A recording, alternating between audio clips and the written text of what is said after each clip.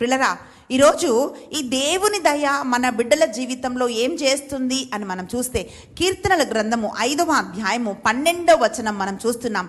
ఆ వాక్యం ఇట్లా పలుకుతుంది: నీతిమంతులని దేవుడు దీవించును, ఆయన దయ డాలువలే వాళ్ళని కప్పును అని వాక్యం పలుకుతాంది. అంటే ఎవరైతే దేవుని యందు భయభక్తులు కలిగి ఉంటారో, దేవుని మార్గంలో నడుస్తుంటారో వాళ్ళని దయ కప్పి ఉంచుతుంది అని మనము బైబిల్లో మనం చదువుతున్నాం.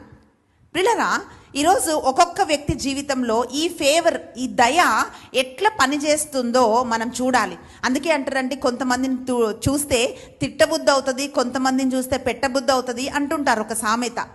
అంటే కొంతమందిని చూడగానే మనకు సహాయం చేయాలనిపిస్తుంది, ఇంకొంతమంది వాళ్ళు అడిగినా కూడా వాళ్ళకి సహాయం చేయాలని అనిపించదు.